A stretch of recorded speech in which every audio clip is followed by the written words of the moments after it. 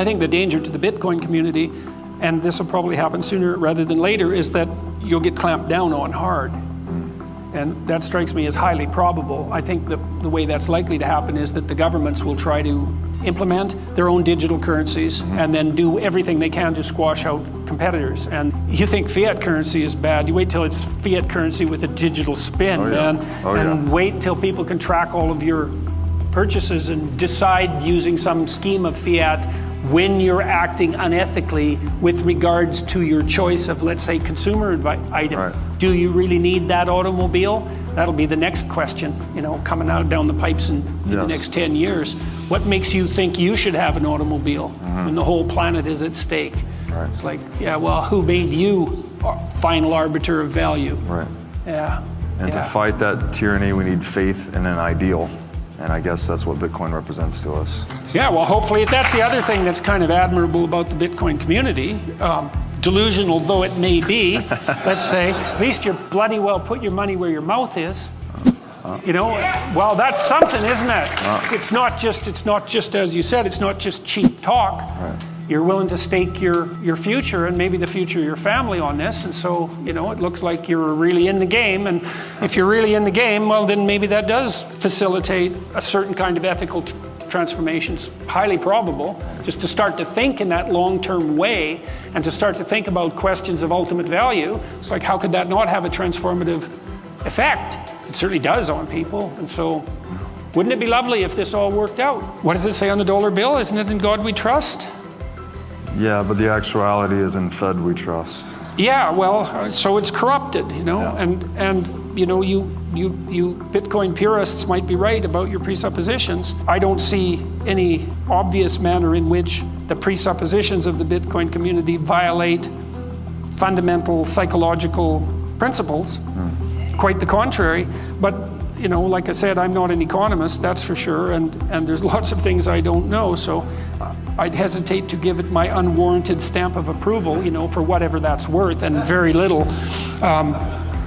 But it's an extremely interesting experiment, and I find it quite compelling, the idea of a incorruptible storehouse of value. You store value in your reputation, and that means you store value in the ethics of your behavior. The Bitcoin notion, I suppose, in some sense, is you have an unerring marker for that now. Right.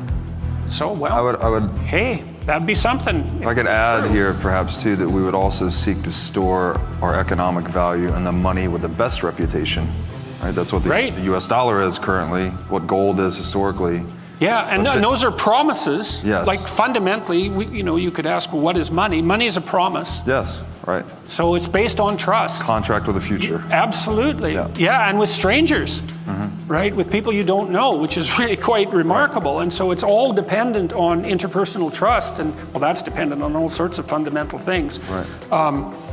But because it's dependent on trust, you would think the most trustworthy currency, well, hopefully that would be the one that rises to the top. Yeah, there's a work by a great thinker in the space named Nick Szabo, and he actually describes money as the trust minimized asset. And what he means by that is that wherever you can store your economic value that's maximally insulated from the opinions and actions of others, you don't need to trust others, right? We don't need to trust that you trust gold. Gold just has a market cap by the free market. We can trust by assumption. Yes, exactly. Yes, and that actually constitutes wealth. Minimizing interpersonal trust to maximize. Absolutely. Well, I mean, maybe we'll get lucky, and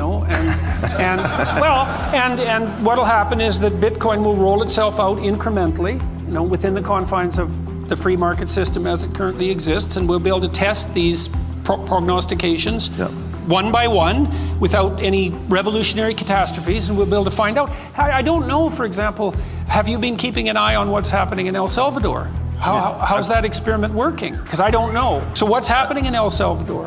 I can't attest to great knowledge there, but I do plan on visiting this year. I hear good things, is all I can say so far, but agreed, experimentation will tell us if it's working or not, right? Were the libertarians right or not? I guess we'll see. We don't really know if it will work. We have this long literature of Austrian economics and libertarianism saying that we needed the sly roundabout way to take money out of the hands of government to build a sustainable civilization, but we don't actually know because we've never seen it.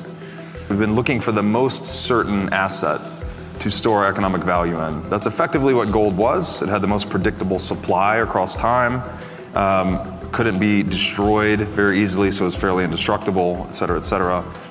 And I think as Bitcoiners, that's what we think Bitcoin has perfected. We've created a money that's composed of perfect information. All right, we know it has 21 million, we know exactly what its issuance is.